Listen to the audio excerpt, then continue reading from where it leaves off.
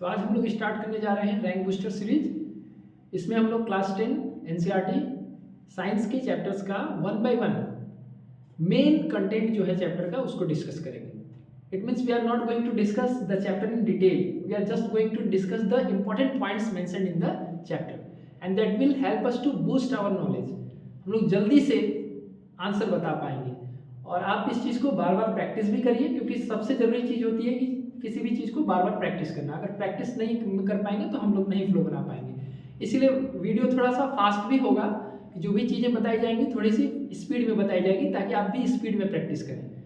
और बाकी डिटेल चीज़ों को हम लोग पढ़ते भी आए हैं और जानते भी हैं, तो उसको अभी नहीं करेंगे।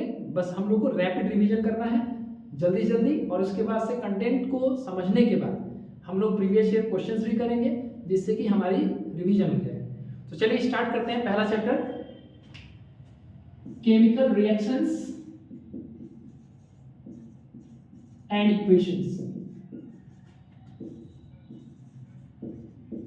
देखो, जैसे चैप्टर का नाम है केमिकल रिएक्शंस, तो जाहिर सी बात है कि इस चैप्टर में हम लोग डिस्कस करने वाले हैं केमिकल रिएक्शंस के बारे में। अब वैसे तो बहुत सारे रिएक्शंस होते हैं, लेकिन इस चैप्टर में हम लोग को कुछ लिमिटेड रिएक्शंस का डिस्कशन करना है। मेन रिएक्शंस 11 रिएक्शंस हैं जिसको हम लोग को डिस्कस करना है, और कुछ मिसलेनियस रिएक्शंस हैं। तो सबसे पहले मैं आपको रिएक्शंस ही लिख रहा हूँ और आपको 1 बाय 1 उसको पहले प्रैक्टिस करना है, ठीक है। तो चलिए, पहला रिएक्शन है 2Mg + O2 gives 2MgO। देखो, मैग्नीशियम को जब बर्न किया जाता है तो मैग्नीशियम ऑक्साइड में वो चेंज हो जाता है। ये कॉम्बिनेशन रिएक्शन का एग्जांपल है।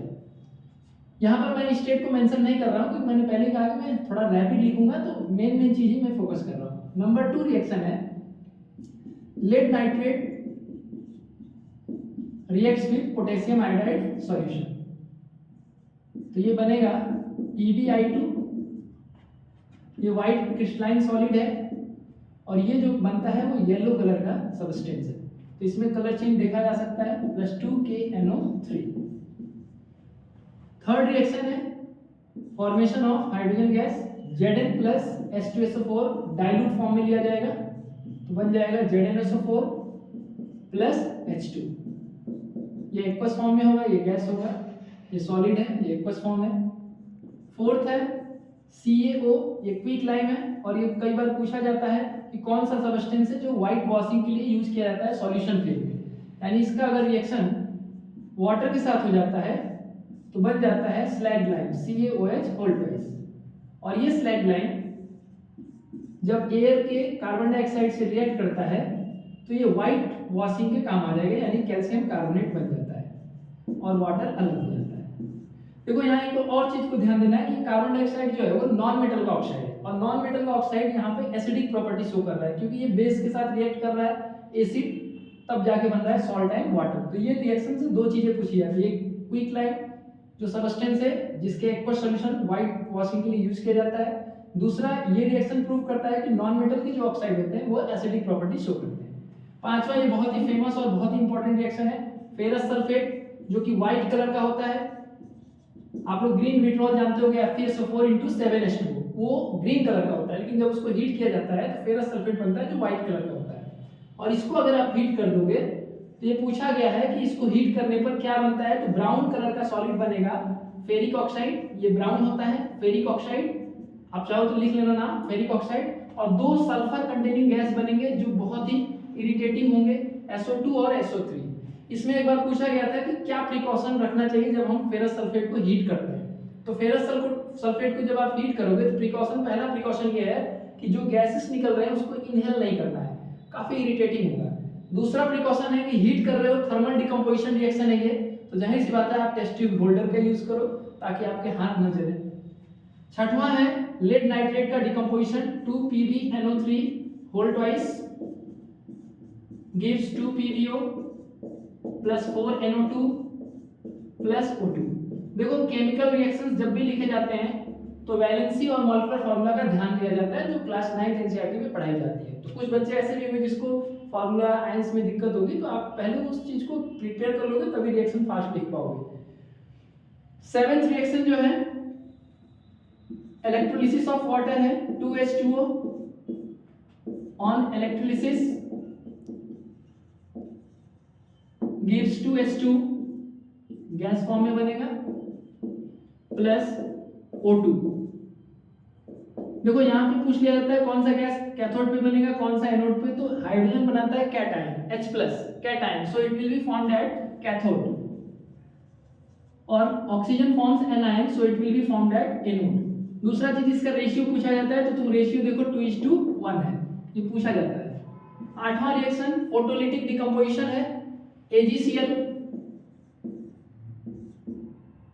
सनलाइट के प्रेजेंस में चेंज हो जाता है 2Ag, 2 इसलिए कर रहे हैं क्योंकि क्लोरीन मॉलिक्यूल होगा Cl2। ये ग्रीनिश येलो कलर का गैस है, ग्रीनिश येलो गैस, और ये ग्रे सॉलिड है। ऐसे ही AgBr का हम रिएक्शन लिख सकते हैं, AgBr same thing 2Ag plus Br2, bromine is a liquid, so in this reaction you will get vapors of reddish brown color, reddish brown, और ये आपका ग्रे सॉलिड होगा, ग्रे डिपॉजिट होगा। देखो सिल्वर का जो ये रिएक्शन है ना, सिल्वर सॉल्ट का, ये ब्लैक एंड व्हाइट फोटोग्राफी में यूज किया जाता है, तो ये पूछा जाता है कई बार कि कौन सा सब्सटेंस है जो ब्लैक एंड व्हाइट फोटोग्राफी में यूज किया जाता है, तो बिल्कुल इसको याद रखना। 9th रिएक्शन है डिस्प्लेसमेंट रिएक्शन है। What happens when iron nails are kept in copper sulphate solution, बहुत ही फेमस है। CuSO4 का एक्वा सॉल्यूशन जो होता है वो ब्लू कलर का होता है, और जब इसमें Fe ऐड कर दिया जाए यानी आयरन नेल्स डाल देंगे तो क्या होगा, FeSO4 बनेगा प्लस Cu जो होता है ब्राउन कलर का होगा, तो ब्राउन सॉलिड कुछ सेपरेट होने लगेगा। फेरस सल्फेट तो व्हाइट कलर का होगा, जो कि एक्वा सॉल्यूशन में कुछ लाइट ग्रीन कलर बनाएगा। तो वैसे तो फेरस सल्फेट को व्हाइट लिखते हैं, या फिर एक्वा सॉल्यूशन में अगर हम बात करें तो लाइट ग्रीन बोल सकते हैं इसको, लाइट ग्रीन। ठीक है। 10th रिएक्शन है, ये डबल डिस्प्लेसमेंट रिएक्शन है। क्या है, sodium sulphate plus barium chloride BaCl2। देखो यहाँ क्या होगा, सोडियम Cl के साथ कंबाइन कर लेगा, और Ba जो होगा सल्फेट के साथ, क्या बन जाएगा भाई, 2NaCl प्लस BaSO4, और BaSO4 का यहाँ पे व्हाइट कलर का प्रेसिपिटेट बनेगा। इस रिएक्शन को प्रेसिपिटेशन रिएक्शन भी बोला जाता है, डबल डिस्प्लेसमेंट रिएक्शन भी बोला जाता है। देखो ये रिएक्शन और ये रिएक्शन, दोनों ही रिएक्शन जो है वो डबल डिस्प्लेसमेंट रिएक्शन है। मैं थोड़ा सा कैटेगराइज भी कर देता हूँ, ये जो मैंने लिखे हैं कौन कौन कैटेगरी के रिएक्शन है, लेकिन एक रिएक्शन और लिखने के बाद, एक कॉपर ब्राउन कलर का होता है, इसको अगर हम लोग ऑक्सीजन के प्रेजेंस में हीट करते हैं तो ये CuO में चेंज हो जाता है। ये क्या है, क्यूप्रिक ऑक्साइड है, या तुम ऐसे जान लो कॉपर सेकेंड ऑक्साइड, और ये ब्लैक कलर का होता है। ठीक है, ये ब्लैक कलर का होता है। अब ये रिएक्शन ऑक्सीडेशन रिएक्शन का एग्जांपल है, और भी कुछ एग्जांपल है ऑक्सीडेशन रिएक्शन का। देखो जैसे C+O2 CO2, ये भी ऑक्सीडेशन रिएक्शन का एग्जांपल है। और एक बहुत फेमस रिएक्शन यहाँ पे आ रहा है, MnO2 plus 4HCl gives MnCl2 plus 2H2O plus Cl2। इस रिएक्शन में आप देखोगे तो यहाँ MnO2 का रिडक्शन होता है, और Cl जो है HCl जो है उसको Cl में चेंज हो गया, यानी ऑक्सीडेशन होता है। AC में पढ़ाया जाता है, रिडॉक्स रिएक्शन होते हैं जिसमें ऑक्सीडेशन और रिडक्शन दोनों होता है, उसको हम लोग बोलते हैं रिडॉक्स रिएक्शन। देखो मैंने जल्दी जल्दी लिखा है, आप चाहोगे तो 2 से 3 मिनट में इसको पूरे रिएक्शंस लिख दोगे, क्योंकि इसी से क्वेश्चन फ्रेम होते हैं जितने रिएक्शन लिखे गए हैं। और आपको ये 11 रिएक्शन अच्छे से प्रिपेयर होना चाहिए जब आप प्रिपेयर कर रहे हो एग्जाम के लिए। अब इसमें देखो कुछ मैं मार्क कर देता हूँ, जैसे ये रिएक्शन इस चैप्टर में आप जानते हो कि 4 रिएक्शंस आपको बताए जाते हैं, 4 तरह के रिएक्शन। पहला रिएक्शन होता है कॉम्बिनेशन, शॉर्ट में मैं लिख दे रहा हूं। दूसरा होता है डिकम्पोजिशन, तीसरा है डिस्प्लेसमेंट, और चौथा है डबल डिस्प्लेसमेंट। मतलब दो जगह पे आपको डिस्प्लेसमेंट दिखाई देगा। कॉम्बिनेशन का सिंपल सा मतलब क्या है भाई, देखो यही तो है, A प्लस B से अगर बन जा रहा है C, 2 चीज मिला एक चीज बन गया, कंबाइन कर गया, तो इसको बोलोगे कॉम्बिनेशन। डिकम्पोजिशन क्या है, मान लो X है, ये ब्रेक हुआ और इससे बन गया P और Q, तो क्या हो गया, डिकम्पोज हो गया। एक रिएक्टेंट है, 2 या 2 से ज्यादा चीजों में वो ब्रेक हो गया, तो इसको बोलते हैं डिकम्पोज होना। अब डिकम्पोजिशन रिएक्शन में हम लोग 3 तरह के डिकम्पोजिशन पढ़ते हैं। देखो पहला है आपका फेरस सल्फेट का थर्मल डिकम्पोजिशन, दूसरा है लेड नाइट्रेट का थर्मल डिकम्पोजिशन। ये दोनों थर्मल डिकम्पोजिशन के एग्जांपल है, क्योंकि हीट से इसको ब्रेक किया जा रहा है। देखो एक रिएक्टेंट है, एक रिएक्टेंट है और ये ब्रेक हो जा रहा है 3 तरह के सबस्टेंस में, यहाँ पर भी 3 तरह का सबस्टेंस मिल जा रहा है। यहाँ पर ये लेड ऑक्साइड येलो कलर का होता है, ये हमारा व्हाइट है, ठीक है, व्हाइट क्रिस्टलाइन सॉलिड होता है। ये दोनों थर्मल डिकम्पोजिशन के एग्जांपल है। ये देखो इलेक्ट्रिसिटी से ब्रेक किया गया तो ये कैसा एग्जांपल हो गया, इलेक्ट्रोलिटिक डिकम्पोजिशन। और ये सनलाइट के प्रेजेंस में है तो ये कौन सी डिकम्पोजिशन हो गई, फोटोलिटिक डिकम्पोजिशन। तो डिकम्पोजिशन में हम लोग को 3 तरह का डिकम्पोजिशन पढ़ना है। थर्मल 2 एग्जांपल है, वाटर का इलेक्ट्रोलिसिस यानी इलेक्ट्रोलिटिकल डिकम्पोजिशन 1 है, और फिर फोटोलिटिकल डिकम्पोजिशन 2 है, ठीक है। कॉम्बिनेशन में देखो ये वाला है Mg+O2 MgO बन रहा है, ये कॉम्बिनेशन रिएक्शन का एग्जांपल है, यानी मैं यही मार्क कर देना ये कॉम्बिनेशन हो गया। ये देखो ये डबल डिस्प्लेसमेंट है, डबल डिस्प्लेसमेंट क्यों है भाई, अभी मैं थोड़ा सा कंटिन्यू कर दूं। डिस्प्लेसमेंट में क्या होता है, A+BC अगर मैंने लिखा और बना क्या, A+BC है, बन गया क्या, B+AC। इसका मतलब क्या होगा, A ने B को पुश करके बाहर कर दिया, उसके जगह पर C के साथ बॉन्ड बना लिया, तो डिस्प्लेस कर दिया, इसलिए इसको बोल रहे हैं डिस्प्लेसमेंट। डबल डिस्प्लेसमेंट में क्या होगा, AB+CD मान लो मैंने लिखा, क्या बन गया भाई, ये C जो है यहाँ आ गया और A जो यहाँ चल गया, तो CB+AD हो गया। तो देखो इंटरचेंज हो गया, आयंस का इंटरचेंज हो जाएगा। जब दो पोजीशन इंटरचेंज हो रहे हैं एक दूसरे के साथ, तो ऐसे रिएक्शंस को हम लोग बोलेंगे डबल डिस्प्लेसमेंट। अब देखो डबल डिस्प्लेसमेंट यहाँ भी दिख रहा है, देखो Pb लेड ने नाइट्रेट के साथ बनाया था बॉन्ड, पोटेशियम ने आयोडाइड के साथ बनाया था। यहाँ देखो लेड ने किसके साथ बना दिया, आयोडाइड के साथ बना दिया, और पोटेशियम ने किसके साथ बना दिया, नाइट्रेट के साथ। तो ये डबल डिकम्पोजिशन, डबल डिस्प्लेसमेंट और डबल डिकम्पोजिशन भी बोलते हैं, डबल डिस्प्लेसमेंट का एग्जांपल हो गया ये। और यहाँ सेम वही चीज देखो, सोडियम ने सल्फेट के साथ बॉन्ड बनाया है, बेरियम ने क्लोरीन के साथ बनाया है, क्लोराइड आयन के साथ। हुआ क्या यहाँ पे, सोडियम ने क्लोराइड के साथ बना लिया, बेरियम ने सल्फेट के साथ बना लिया, यानी एक दूसरे के साथ ये लोग एक्सचेंज कर लिए, है ना, एक दूसरे के साथ एक्सचेंज कर लिए। तो ऐसे रिएक्शंस को हम लोग क्या बोलेंगे, डबल डिस्प्लेसमेंट। अब मैं एक एक करके डिस्कस कर देता हूँ, पहले 11 रिएक्शन, और इसी 11 रिएक्शन को आपको एकदम अच्छे से प्रिपेयर कर लेना है। पहला देखो magnesium plus oxygen combination reaction है ये, lead nitrate plus potassium iodide double displacement, Zn+H2SO4 displacement reaction है। इसमें जिंक ने किसको हटा दिया है, हाइड्रोजन को हटा दिया है, डिस्प्लेस कर दिया है। कैल्शियम ऑक्साइड प्लस वाटर, ये कॉम्बिनेशन रिएक्शन का एग्जांपल है। यहां भी देखो कॉम्बिनेशन हो रहा है, वाटर अलग हो जा रहा है, ठीक है। Ferrous sulphate thermal decomposition, lead nitrate का थर्मल डिकम्पोजिशन, वाटर का इलेक्ट्रोलिटिक डिकम्पोजिशन, AgCl AgBr का फोटोलिटिक डिकम्पोजिशन। यहाँ आयरन ने कॉपर को बाहर कर दिया है, डिस्प्लेस कर दिया है, तो ये भी डिस्प्लेसमेंट रिएक्शन है।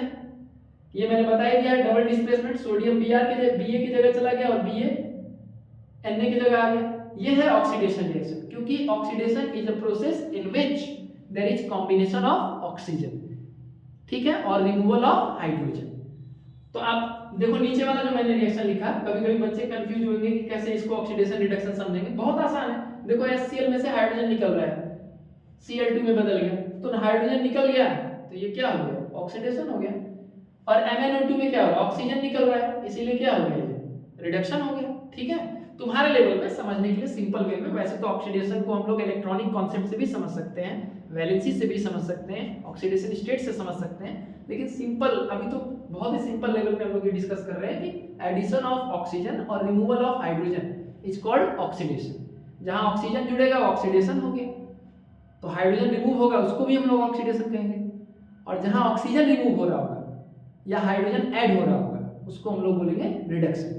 तो ये मेन 11 रिएक्शंस हैं। इसके अलावा कुछ मिससेलेनियस भी रिएक्शंस हैं, मैं उसको भी यहाँ पर बता देता हूँ। आप चाहोगे तो इसको 1 by 1 11 पहले नोट कर लेना, ठीक है। मैं 2-4 और रिएक्शन है उसको मैं लिख देता हूँ।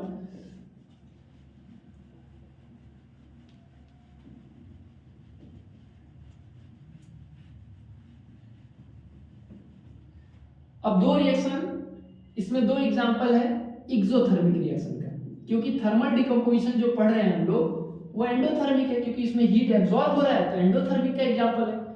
तो सिलेबस में 2 एक्सोथर्मिक का भी एग्जांपल है। एक्सोथर्मिक रिएक्शंस कौन कौन है भाई, बहुत आसान है, बायोलॉजी में सब लोग पढ़ते हैं। Respiration C6H12O6 plus 6O2, mitochondria में होता है, क्या बनता है भाई 6CO2 plus 6H2O plus energy, heat निकल रहा है, उसी से तो बॉडी का टेम्परेचर मेंटेन रह रहा है। तो ये जो रिएक्शन है जिसमें एनर्जी रिलीज हो रही है, इसको हम लोग एक्सोथर्मिक रिएक्शन का एग्जांपल बोलेंगे। And this is a reaction of respiration. ठीक है। एक और रिएक्शन है जब कोई फ्यूल जो है कंबशन होता है उसका, जैसे मीथेन ही हम मान लेते हैं, मीथेन है, हाइड्रोकार्बन है, इसका कंबशन हो रहा है। तो देखो रिएक्शन याद रखना नहीं, बहुत ही इजी है। कार्बन ऑक्सीजन के साथ रिएक्ट करता है तो क्या बनाता है? Carbon dioxide. हाइड्रोजन रिएक्ट करता है ऑक्सीजन के साथ तो क्या बनाता है? वाटर। अब बैलेंस कर लो भाई, कार्बन 1 है, 1 बैलेंस हो गया। हाइड्रोजन 4 है, 2 से मल्टीप्लाई कर दो, बैलेंस कर लो। अब ऑक्सीजन गिनो, यहाँ 2 है और ये 2 1 जा 2, यानी 2 और 2 4 हो गया, तो यहाँ 2 से मल्टीप्लाई कर दो, काम खत्म। इसमें भी आपको हीट प्लस लाइट मिलता है, मतलब हीट प्लस लाइट मिल रहा है, मतलब कैसा हुआ? एनर्जी रिलीज हुआ यहाँ पे, और एनर्जी रिलीज हुआ तो इसका मतलब ये भी किस कैटेगरी का हो गया? Exothermic reactions. इसके अलावा 2 रिएक्शन है जिसमें हम लोग को बैलेंसिंग वगैरह पूछ लिया जाता है। आयरन का रिएक्शन है स्टीम के साथ। स्टीम मतलब water above 100 degree Celsius temperature, steam के साथ। ये रिएक्शन बहुत ही इंपॉर्टेंट है। बैलेंसिंग में यही एग्जांपल एनसीईआरटी में डिस्कस किया जाता है, तो बहुत ही बार पूछा गया इसको बैलेंसिंग करने के लिए। बहुत आसान है। इसमें देखो बनेगा Fe3O4, ये तुमको याद रखना है, बस काम खत्म है। देखो 3 है आयरन, ये 3 कर दो, ऑक्सीजन यहाँ पे 4 दिख रहा है, 4 कर दो, बाकी 4H2, काम खत्म। ठीक है। इसके अलावा आप और देख लो फोटोसिंथेसिस का रिएक्शन। फोटोसिंथेसिस में क्या होता है? Carbon dioxide plus water in presence of sunlight and chlorophyll forms C6H12O6 plus 6O2 plus 6H2O। ये रिएक्शन तो जानना ही पड़ेगा भाई, क्योंकि पूरा जो लाइफ प्रोसेस है वो डिपेंडेंट है न्यूट्रिशन पे, और न्यूट्रिशंस के लिए कोई भी एनिमल डिपेंडेंट है प्रोड्यूसर्स पे, यानी प्लांट्स पे। और प्लांट में किस प्रोसेस से बनता है फूड? वो है फोटोसिंथेसिस से। तो जाहिर सी बात है कि ये तो बहुत ही इंपॉर्टेंट रिएक्शन हो गया। ठीक है। इसके अलावा एक रिएक्शन और है CO प्लस H2, क्या बनेगा? CH3OH। You have to multiply 2 time. This is also example of combination reaction. देखो मैंने शुरू में जो 11 रिएक्शन लिखे हैं, AgCl के साथ एक एक्स्ट्रा भी जोड़ दिया मैंने, AgBr वाला, तो 12 कह सकते हो तुम। वो मेन रिएक्शन है जो कि ध्यान रखना है। उसके अलावा 2 एक्सोथर्मिक का एग्जांपल याद रख लो, 14 हो गए। एक ये याद रख लो, 15 हो गया। 2 ये याद रख लो, 17 हो गया। एक 2 और है, तुम चाहोगे तो उस पे ऐड कर लो, C+O2 CO2 है। ठीक है। ZNO plus C, Zn plus CO है। ठीक है।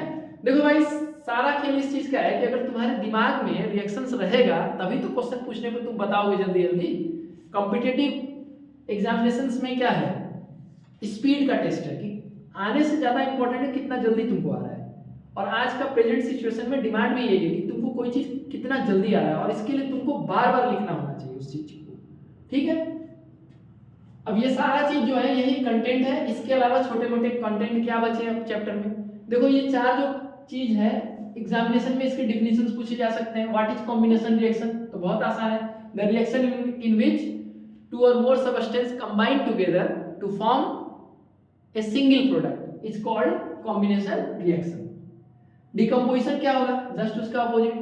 The reaction in which a single reactant breaks down into 2 or more product. Displacement reaction. The reaction in which a chemical species displaces another chemical species from a compound is called displacement reaction. Double displacement क्या है? The reaction in which 2 compound react together with mutual interchange of ions are called double displacement reactions.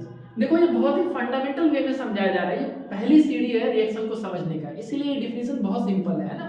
आगे बहुत तरह के categorisation होते हैं, लेकिन तुम्हें कॉम्प्लेक्स डिफिनेशन की अभी जरूरत भी नहीं है। अभी तो पहली सीढ़ी है जो सिंपल डिफिनेशन तुमको जानना है। इसके अलावा रेंसिडिटी है, उसका डिफिनेशन जान लेना कि कोई भी फैट या ऑयल से बने हुए चीज जो होते हैं एयर के कांटेक्ट में आते हैं तो उसमें जो फैट होता है वो फैटी एसिड में चेंज हो जाता है, जिसकी वजह से कुछ समय बाद उसका जो टेस्ट होगा वो सावर हो जाता है, खट्टा हो जाता है और उसमें कुछ स्मेल आने लगता है। तो इस प्रोसेस को हम लोग बोलते हैं रेंसिडिटी। इसका डिफिनेशन याद रख लेना। और कैसे प्रिवेंट कर सकते हैं तो तुम देखे होगे लेज वगैरह बहुत सारे जो ब्रांड के चिप्स वगैरह आते हैं तो तुम देखो कि उसमें एयर टाइट होता है वो। तो एयर टाइट क्या होता है उसमें, उसमें नाइट्रोजन होता है। नाइट्रोजन एक इनर्ट एटमॉस्फेयर क्रिएट करता है जिसकी वजह से फैट जो प्रेजेंट होगा उस चिप्स में उसका ऑक्सीडेशन नहीं हो पाता है, ठीक है। तो रेंसिडिटी को कैसे प्रिवेंट कर सकते हैं, by using nitrogen while packing the item made up of fat और ऑयल, ठीक है। इसके अलावा कोरोजन है। कोरोजन क्या होता है, तुमने देखा होगा कि लोहे के गेट होते हैं या फिर पुराने लोहे की जो चीज होते हैं वो एटमॉस्फेरिक एयर के, एटमॉस्फेरिक गैसेस कह लो, गैसेस के कांटेक्ट में आने से क्या हो जाते हैं, उसमें रस्टिंग शुरू हो जाती है, उसमें लेयर बाय लेयर उसमें पतले पतले लेयर बन करके टूट के निकलने लगता है। इसीलिए तो हम लोग लोहे का कोई भी चीज होता है तुरंत उसको पेंट करते हैं सबसे पहले, है ना, ताकि उसका एटमॉस्फेरिक गैसेस से कांटेक्ट टूट जाए, ठीक। तो slow degradation of the metal surface due to effect of atmospheric gases is called corrosion, ठीक है। प्रिवेंट कैसे करोगे, ग्रीजिंग करके, साइकिल की चेन में हम लोग ग्रीस वगैरह लगवाते हैं ताकि उसमें जंग ना लगे, पेंटिंग करके, गैल्वेनाइजेशन एक प्रोसेस है, ठीक है। ये सब चीजें मैंने पहले ही बोला कि हम लोग का ये वीडियो में हम लोग बहुत प्रिसाइज वे में बात कर रहे हैं कि जो क्वेश्चन पूछे जाते हैं उसका बात कर रहे हैं। बाकी वन लाइनर जो भी चीजें हैं वो तुम आप बुक से देख करके उसके चीजें बना लो, या फिर डाउट होगा तो मुझे बताना, फिर उसके लिए कुछ किया जाएगा, ठीक है। तो ये 11 रिएक्शंस है और बहुत ही स्पीड में आपको ये चीजें कंटेंट जल्दी से जल्दी लिखने आना चाहिए, ठीक है। और इसके बाद जो है 1 by 1 जो है हम लोग प्रीवियस ईयर क्वेश्चंस को डिस्कस करेंगे। लेकिन मैं क्या कर रहा हूं कि पहले एक बार फिर से मैं ये रिएक्शंस लिख के दिखा दे रहा हूं और आपको भी ट्राई करना है कि आप इस रिएक्शंस को 3-4 मिनट में लिख करके प्रैक्टिस करें। हम आपके सामने लिख रहे हैं तो आप देखिए कि पॉसिबल है कि नहीं, नहीं तो फिर होगा कि आपको पॉसिबल ही नहीं है। चलो फिर से लिखते हैं इसको, है ना, 1-1.5 मिनट का टाइम लेंगे, लिख के दिखाते हैं। आप भी ऐसे प्रैक्टिस करो कि जल्दी से जल्दी लिखना सीख जाओ रिएक्शंस को। जितना फास्ट लिखोगे उतना तुम्हारा स्पीड बढ़ेगा, ठीक है। तो फटाफट लिखते हैं, जितने रिएक्शंस अभी मैंने लिखा फिर से एक बार लिख देते हैं फटाफट। थोड़ा छोटा लिखूंगा मैं ताकि बार बार मुझे नोट ना करना पड़े। चलो तो ठीक है, फिर से एक बार रिकैप हो जाए। पहला रिएक्शन क्या है, 2Mg + O2 क्या बना, 2MgO। दूसरा रिएक्शन क्या है भाई, PbNO3 होल ट्वाइस + 2Ki क्या बनेगा, 2 PbI2 + 2KNO3। तीसरा रिएक्शन क्या है, Zn + डाइल्यूट H2SO4 क्या बनेगा भाई, ZnSO4 + H2। चौथा रिएक्शन क्या है, CaOH होल ट्वाइस, CaO पहले तो यही लिख लो, CaO + H2O क्या बनेगा, CaOH whole twice. CaOH whole twice react करेगा कार्बन डाइऑक्साइड से क्या बनेगा, CaCO3 + H2O।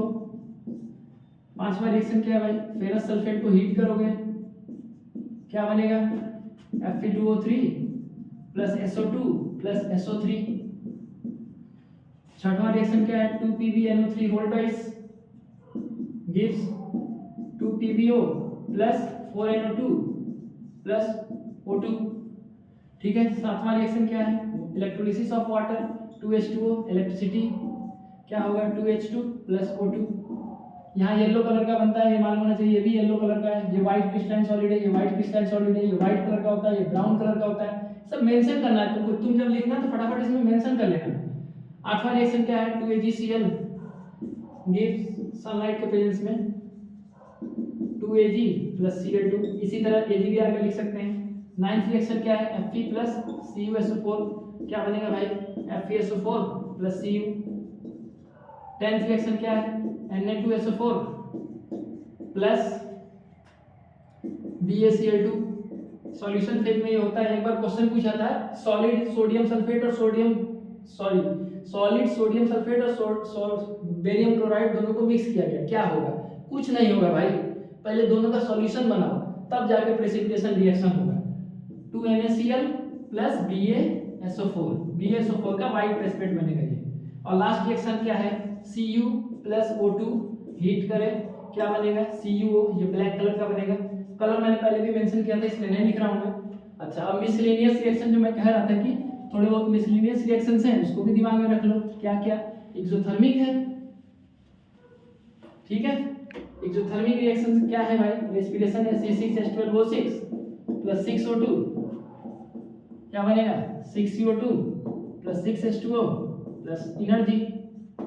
दूसरा है कंबशन, CH4 + O2 2O2 बनेगा, CO2 प्लस 2H2O, खत्म। ये एक्सोथर्मिक रिएक्शंस के एग्जांपल हैं क्योंकि इसमें एनर्जी रिलीज होगी। इसके बाद से आ जाओ बैलेंसिंग वाला, 3Fe प्लस 4H2O, क्या बनेगा भाई? Fe3O4 प्लस 4H2, काम खत्म।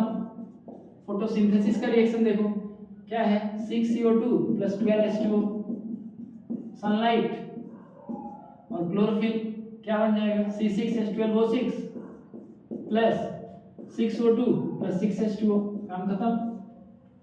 इसके अलावा कुछ ऑक्सीडेशन रिडक्शन से रिलेटेड है, CuO प्लस H2 क्या बन जाएगा? Cu plus H2O, ZnO plus C क्या बनेगा? Zn plus CO। देखो जिंक ऑक्साइड का क्या हुआ? रिडक्शन। कार्बन का क्या हुआ? ऑक्सीडेशन। यहाँ पर कॉपर सेकेंड ऑक्साइड का क्या हो गया? रिडक्शन हो गया। हाइड्रोजन का क्या हो गया? ऑक्सीडेशन हो गया। और MnO2 प्लस 4HCl, इस प्रोसेस को डीकेन्स प्रोसेस बोलते हैं जिससे क्लोरीन बनाया जाता है। MnCl2 plus 2H2O plus Cl2। इसके बाद से C plus O2 CO2, CO plus 2H2 give CH3OH, बस काम खत्म। ऐसे ही हम लोग को स्पीड में प्रैक्टिस कर लेना, फिर प्रीवियस ईयर क्वेश्चन हम एक कराएंगे आपको, तो आप देखिएगा कि इसका बेनिफिट कितना अच्छा हम लोग को मिलेगा। ठीक है, तो फिर ठीक है, अब इसके बाद जो होगा हम लोग प्रीवियस ईयर करेंगे 1 बाय 1। इसको आप लोग जो है इसी तरह से प्रैक्टिस कर लेंगे कि तुरंत आपको याद रहे। कोई पूछ ले कि फर्स्ट रिएक्शन क्या है, सेकंड रिएक्शन क्या है, थर्ड रिएक्शन क्या है, पूछ ले कि फेरस सल्फेट गर्म करने से कौन कौन गैस निकलेगा, लेड नाइट्रेट को हीट करोगे तो किस कलर का गैस है, ये रेडिश ब्राउन कलर का गैस है।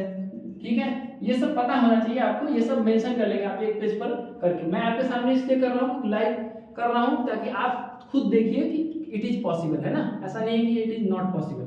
अब हम लोग इसके आगे प्रीवियस ईयर करेंगे जिससे कि हमारा कॉन्सेप्ट 100% क्लियर हो जाएगा। ठीक है ना, ठीक।